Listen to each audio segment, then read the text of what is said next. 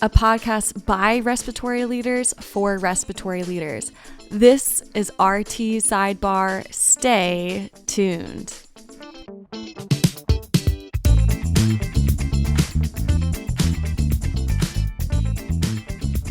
There you go.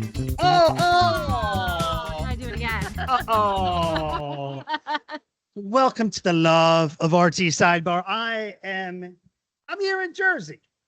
We're talking about breathing here in Jersey. It is RT Sidebar time, and we have Mindy. She's back as our guest host, but we also have her bestie. Mandy DeVries is with me today. It is so lovely. To be honest, I didn't know you guys were besties. I had to see you guys together for like about a second and a half, and you guys are pretty tight. Today, I want to say you gave a great lecture. Oh, thank you. Tell us about the AARC. Tell us about all the things that you're going on. And you, like us, like we're on the circuit. Yes. And I was pissed. Why? I'm freaking pissed. So I'm all over the place, just like you guys, but I didn't go to Massachusetts for the Mindy and Mandy show with Mike and Mike. My name's Matt. I had FOMO. I learned what FOMO is. Oh. Fear of missing out. Yeah. I had FOMO and I didn't even know what it stood for, but it looked like you guys had such a good time. Mike Hess was just recently on. We're going to have Mike Madison on, but like I saw clips, I saw pictures, and I was very sad. Oh, it was a great time. Yeah, you're really jealous. You missed out. It could have been the Matt, Mandy, Mike, and The Mindy show. Mindy show. Yes. Yeah. So Yeah. yes. Yeah. It could have been that. Mm. It's all how you that inflection at the end, because you're like and you do it right at the end. It's like question. Yeah. Yes. This is awesome. So today I realized I was listening to your lecture and I'm like, we really have three very unique types of jobs. Okay. Yeah. They have me talking on podcasts. It's silly. Mindy, as we all know what she does, she is our APRT guru and does everything APRT and represents us Yes. in an amazing way. Thank Driving you. our profession forward. Thank you. And you were down in South Carolina, Yeah. practicing doing the regular respiratory thing, Oh, but now you're at the AARC. So tell us about what you do. Give us a little background. Absolutely. That would be awesome. So I am a respiratory therapist from Charleston, South Carolina. I started off primarily in pediatric trauma. Love that. Played a little around in NICU, but fetuses aren't really my thing. It was more the pediatric realm where I can run around and play with toys with them. Mm-hmm. So I fell in love with that. I was really hungry to learn more. So I went back to school and got my bachelor's degree, and that drove me into ECMO. And then after I started learning more about ECMO and became an ECMO specialist, I went back to school and got my master's degree in respiratory because I was still hungry to know, why are we doing the things that we do? Why did we choose this modality over another? Why are we choosing this medication over another one? Why aren't we writing protocols? So I received my master's and then I started teaching as an adjunct faculty instructor. So Okay.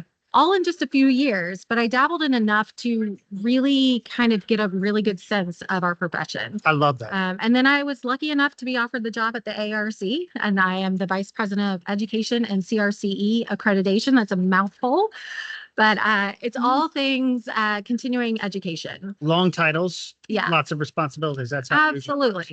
Absolutely. When I came to New Jersey, I knew Mindy would be here. I knew you would be here. And I thought That's about why he came.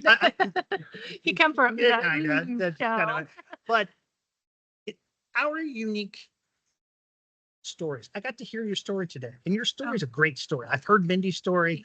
Everybody has a really good story, and there's something that we all have in common. We have very different jobs, but we took a personal journey to our professional development, and it's personal because sometimes there's haters out there.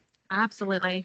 So tell me about your, like, why did you go into respiratory? Why did you get a master's degree? You're 3 years into your PhD. Like, why? Because like, Still asking myself that. I'm going to ask that question as well. But there's times when your fellow therapist, like, why do you want to get a bachelor's degree? It's not going to do anything for you. Or why become a member of the ARC? It's not going to do anything for you. So tell me your story because I think our stories are similar in a way, and I think your story matters. So tell us your story. Oh, well, my story is exactly that. It's my story. Mhm. It means a lot to me, and that's where it's gotten me. But having some struggles growing up and then having two young kids, once I fell into respiratory, and I fell into respiratory through a personal, I don't know how you would say it really, like a personal journey, I guess. Mhm. My father-in-law was really sick, and he was intubated, went through a lot of things with respiratory therapists, wrote a song about it. He called the song Unsung Heroes. And I was like, who are these unsung heroes? I need to be one. Where's my cape? So I Googled them and I figured out what an RT was, and I started doing prereqs and started going to school for it. Wow. I really never felt like I fit in. I actually am on the spectrum. I have autism. I have aphantasia where I don't see images in my head like the majority of the world. And then I have severe ADHD. If you can't tell, I'm super hyper and bouncing all over the walls, all over the time. I've never noticed. The world is not designed for people like me. So I've always felt kind of on the outside. Knew a lot of people were supportive, but respiratory was the first time when I went to my first ARC conference. I was just a student and I met people working at the ARC, on the board for the ARC, members of the ARC. And that was the time that I learned that they weren't the ARC, the little office. It was the whole membership was the ARC, that we were the ARC, because the change happened with people like us at the bedside saying, I want to be an APRT. I want to do, if nursing have nurse practitioners, why can't I be a respiratory practitioner? And it's people like that having dreams. We actually have that voice that we can actually make change in the profession. So it just made me really hungry to grow. But there were a lot of Debbie Downers, negative Neds, I would say. Don't be a naysayer, be a yay sayer, because there's so many great things. I like that. I like that. Mindy, like how does your personal professional journey kind of align with Mandy's? It's similar. I didn't go to school until my kids were, in elementary school. So we have that same background. I was a stay-at-home mom, went to school, had a lot of naysayers when I went back for my master's degree. They were like, why are you going for a master's degree in respiratory therapy when there's no jobs? There's no other APRTs. Oh, It's a waste of time. It's a waste of energy. You're not going to get anywhere. It's a useless degree. I was out to prove a point that you can accomplish anything if you put in the time and effort, and if you set that goal. And my goal was to become an APRT. So I think, that's why me and Mandy get along so well, is we have similar goals and aspirations for the future of our profession. so to be honest, my story's a little different, but not that different. If I gave one more damn doing to somebody that didn't need it, I was going to jump out a window. So I'm like, You too. I am going back to school now because I can't do this forever. Yeah. But we all have master's degrees. Yeah. We all have interesting jobs, non-traditional, but there are so many people that say, don't do it. Yeah. It's not going to help you. You're not going to get more money. You're not going to. I find them all to be wrong. Though. Yeah. I agree. I feel like once you stop learning, you're basically dead. Mhm. We have to learn to grow. And once we stop growing, it's basically the end. So it's important to keep educating yourself and growing in your profession, learning the up-to-date evidence-based practice, developing protocols in order for us to not only grow as humans, but also as a profession. I mean, don't quit on yourself. And I think that's when people say, why would you go back into that? I'm like, so why are you in it now? Why are you still here? So you want more pay, you want to see different things change. Well, I wish we had this. I wish we had that. What are you doing to change that? You don't have to go to school per se. Some may need to go that route, but there's so much opportunity in respiratory therapy for people to say that they want to see change and be part of that change. Our voices matter. And I think we forget that. We're not millions strong. We're 150,000 RTs in the US. Things do move at a snail pace because there are less of us as a whole to move things. But that's also a beautiful thing because there's not a ton of us. We can all share the spotlight. Right. And I think if you start judging others about continuing their education or their journey or feel like it's not worth it, why are we still in it? Why did you give up on yourself? And why are you still in this profession? Mhm. So you have to figure out that to keep you going. Figure out your why. Because it's personal. Right, It's absolutely. your why, Mhm. right? I'll pick on my wife. My wife, Heather, better respiratory therapist than I will ever be. She always kind of helped me with my career. My career was the goal. And I got far in my career, and it was time, like, she was going to spend some time. And she was not convinced that a degree was going to do anything. She just wasn't. Went to Youngstown, Ohio, right? There you go. The Youngstown State. Yes. And Love that. she got her bachelor's degree. She got extra credentials. She did all those things. And then what ended up happening is she's the manager of the most technologically advanced virtual critical care Yeah, on the planet. she has the coolest job. Yeah. I thought my job was cool. Her job seems even cooler, and I would love to Okay, like I've gotta chat hear her more. one day. I need to hear more. So she works for a big healthcare system in Philadelphia that might start with the letter P. Oh, There you go. And she runs their virtual critical care program. So not only do they oversee the ICUs and help out with quality improvement, they also help with gift of life and help with organ procurement. oh, wow. Yeah, and it's all evidence-based. Dude, that's killer. Wasn't it awesome? That is awesome. There's so many cool routes that RTs can take, and so many people don't know about all the things that you can do. I mean, I could probably list 20 different jobs that you can go into right now as an RT that we forget.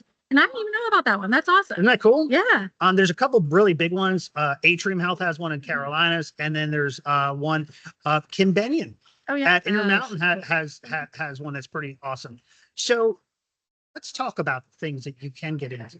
Today, during your lecture, you were talking about, hey, respiratory therapists do this, they do that. Talked about engineers. Mhm. You talked about industry, which I do. Yeah. Like, what are some of the other things that you've seen RTs do? Yeah, I've actually just recently met an RT that does IT.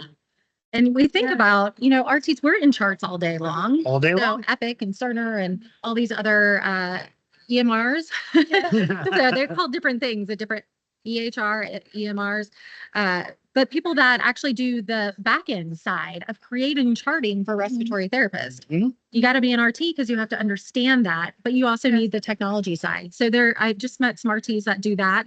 And then of course, getting into research, and then there's teaching and at-home care and pulmonary rehab. I mean, there's so many different things that we can do as respiratory therapists. Just me alone, I've dabbled in a handful of things, ECMO, teaching, pediatrics, NICU, adult. So we should never really get bored because there's so many things. If you're tired of being at the bedside doing a duoneb, what did you do? You said, I'm going to make a change. Yeah, and I think that's where it's personal. Like, Yeah. A friend of mine, my mentor is Dr. David Sorrentino. He actually is from Jersey.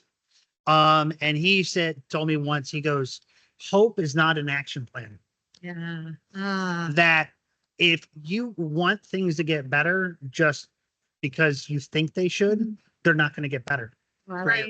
Yeah. But if you like, hey, I'm going to do this to make that happen, I think that's sport. Like your APRT. Yeah. Like going back to school, as a mom to do those things, that's not easy to do. Yeah. It's hard for ladies in the field, and the majority of our field are ladies. Just saying. Just saying. So, what do you say to the negative Nancy? Mandy, I don't know why. I mean, I should be a member of the Can we ARC. censor words or like, Yeah, no? I'll beep you No, out just kidding. afterwards.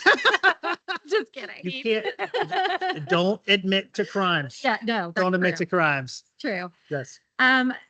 It's I didn't fully understand it. Working at bedside during COVID, Mhm. I grew up through the RT program. I went through the House of Delegates as a student. Mhm. I went to my first Congress as a student, and I was really involved. I was already a sold member since being a student.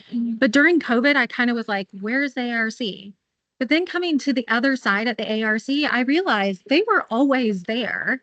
I just didn't always read the email. I didn't look at the newsletter. Yeah. I didn't go on the website. So when people question, or if there's a naysayer that says, why are you an ARC member? Or they say, "Ugh, the ARC doesn't do anything for me." I would love to know, when was the last time you even looked on the website? Right. Have you read an email? Mhm. How do you know what they are or aren't doing for you if you don't take the moment to look? I think we all wait for that little person to come in our job and walk up next to us and be like, let me tell you all about the ARC. They're not. You have to be there and ready You have to grab that You have to information. participate. Right. Absolutely. Right. So that's what I would say is, if you're curious in what we're doing, pull a seat up to the table, call somebody, maybe check an email, just And dabble around on the and if you website. live in the state of New Jersey, you call Barry. Barry. Ransom. Barry Barry. Ransom. That is who you call. We'll give Barry out his just personal cell phone out. personal cell phone, everything, Put it on his social address, 100%. Absolutely. Getting involved in the state, I think, is a great way. Definitely where you start. But still, to me, this comes down to being something personal. Mhm. Absolutely. Like Mindy, you and I have talked about this a lot. You becoming the first APRT, you're just not like, woo, I can't wait to talk to go to every conference on the planet. But you took that as a responsibility, a personal responsibility, not only to yourself, but to others. Is that part of when you want to advance yourself, is others part of that? I think so. I don't think you advance it is a personal goal, because I set out to be an APRT. But as I grew as an RT, I practiced for 13 years before I practiced as an APRT. I grew to love the profession of respiratory therapy, and I love our patients. And I think that our patients deserve the best care. And who gives them the best care? Respiratory therapists. We're Hello. superheroes. And Oh. I think that, putting us in a role that we are able to oversee their care, whether it's COPD, asthma, any of their pulmonary needs, that's a great asset for not only personal, Yeah. professional, Yeah. but also for our patients. And that's what we need to remember, that everything that we do is for our patients and for the betterment of our profession. There's always someone on the other end of our equipment. Yeah. And sometimes we forget that. Yeah. Yes. And that's what motivates me, because sending grandma home during COVID, Mhm. Yeah. that meant something. Absolutely. But it's also why I went back to school, because I didn't want to be just a regular knob turner. We talked about I don't want to be a knob Right. turner. And we're all guilty of it to an extent. We are. We all have those days where you're just so tired. We're all really stressed. We get that order. We're like, oh, it's a good doc. I'll just put it and run. Mhm. But really what we should be doing is taking that just an extra few minutes to really think about, is this the right order for this patient? And most of the time, maybe it is, but there's also those moments where maybe just a small little tweak here or there could make a big impact. And if it was our family member, when you shared your story about your stepfather, Mhm. and when they come in, they're moving stuff and trying to get them off the vent in so many hours, and you're like, it was driving me nuts of what they were doing. We should feel that way for our patients in the bed, not just because that's your stepfather, not just because it was my father-in-law, not because it's somebody that we know. We would want that Mhm. for the people we love. So why wouldn't we do that for someone else? When I was at bedside, I would always build a relationship with the family members in the room. Yes. That's important, because they want to know that they can trust you to take care of their loved one. Even though my patient was sedated, paralyzed, whatever, I still had a conversation with my patient. Let them know what I was doing. Mhm. Talk to the family, let them know that the family is at bedside. And I think just being a human being and showing that you have empathy and you care and you have a passion for what you do is very important. We need enough. It has to be that balance. There has to We be can't that be in there bawling our eyes out when the family needs to No. be. But we also, if you don't feel it anymore, that's a problem. I believe the word that you said that matters most, you both said it, is being human. That means something to me. We had Kaylee Dayton and Dr. Wes Ely on very early at our podcast, and he was a keynote at ARC a couple of years ago. And he said, both he and Kaylee said, don't dehumanize healthcare. And we have, in a way, Yeah. but to find your own personal feelings, to grow your career, your own personal wants to help others. If you're patient focused all the time, you'll always win. Yeah. You just will. Yeah. I just wish that RTs in general could just find that passion they had going in as a new grad. I remember being like fresh, excited. You had the enthusiasm that you're going to save lives every single day. I want to see that in our profession again. I want to see RTs get excited to go to work. And yes, we might have a bad day, but it's a bad day and we can walk away from it. But our patients sometimes can't. And we got to remind ourselves of that, Yeah. And it's an honor and a privilege. Mhm. We should take pride in what we do. I It is an honor and a agree. privilege. Yeah. Even when it was a terminal extubation in peds, it seems like, how is that an honor and privilege?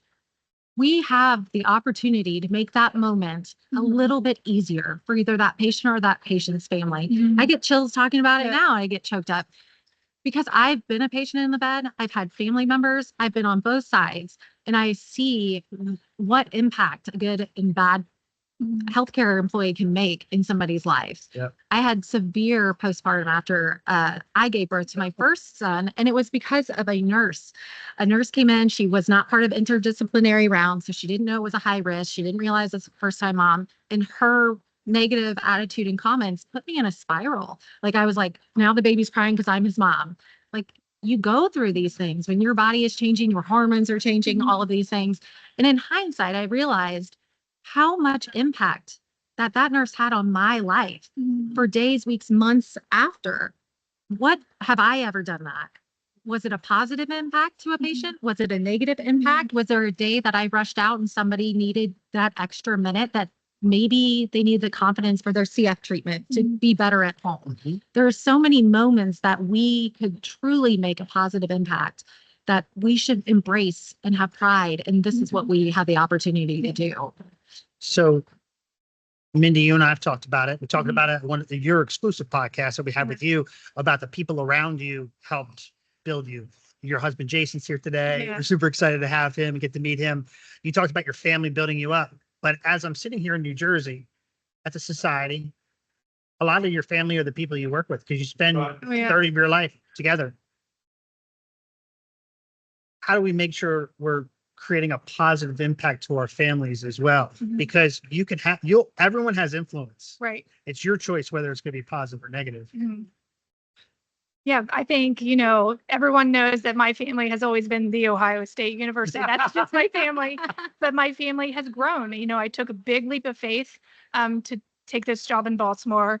Now my Baltimore VA family has become my family, and you guys have become my family. So, I just don't go back to Ohio and say this is my only family. I'm able to grow.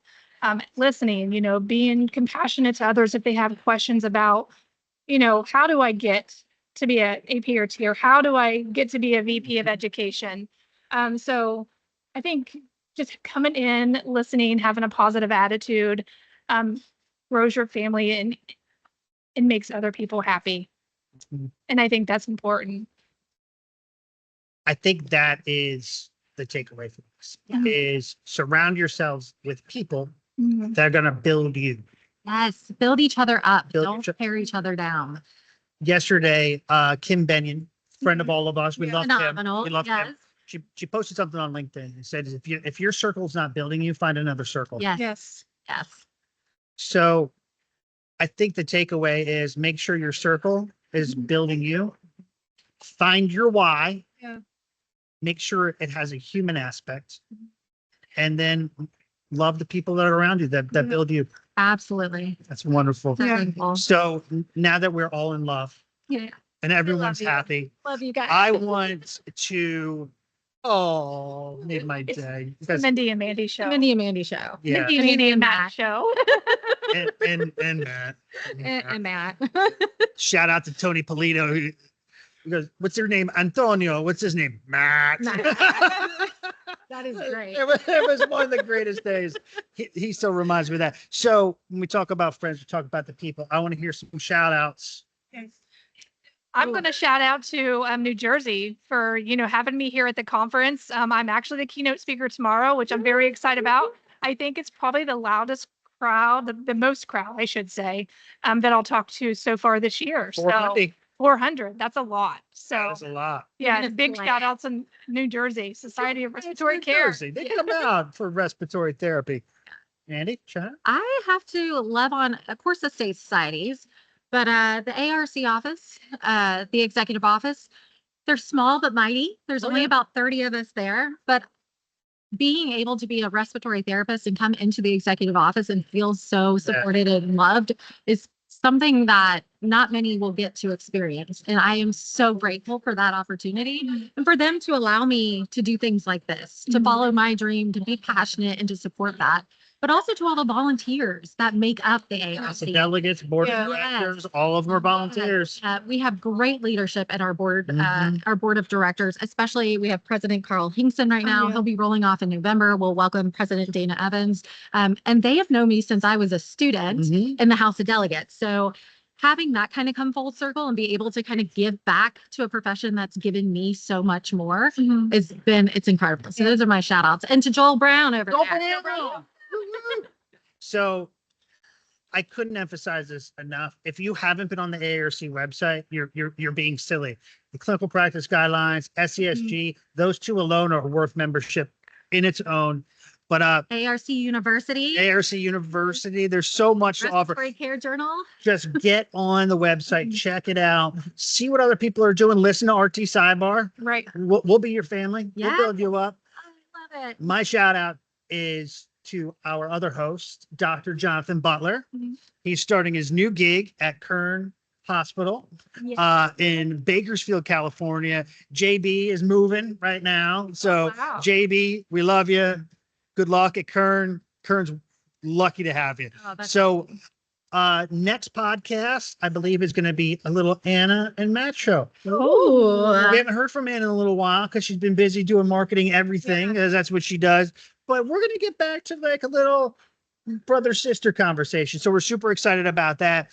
Also, what's coming up next week? Respiratory Care. Oh my goodness! Respiratory Care Week. What is wrong with you?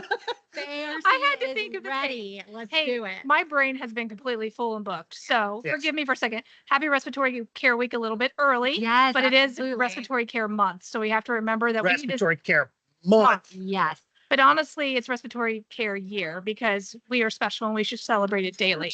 Absolutely. So, Respiratory Care Month, lots of CEUs, lots of companies have education. Thank you for approving all of them. Oh, Yeah. With you and Reagan doing your thing. We appreciate that. our new team member, Joey Ariel. He is RT from South Carolina, RPFT, joining the ARC ranks as the new director of education.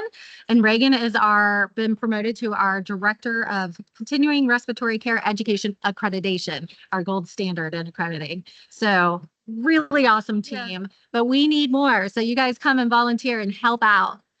Call Barry Ransom. Yeah. He'll get you a job. He'll figure it out. Volunteer. Ladies, thank you so much. Really appreciate this. I'm so glad that we could make this happen. Fantastic episode, as always. It's just how it is. RT Sidebar. So from New Jersey, RT Sidebar. Time to say peace out. Anna, play music. And stay tuned. There you go.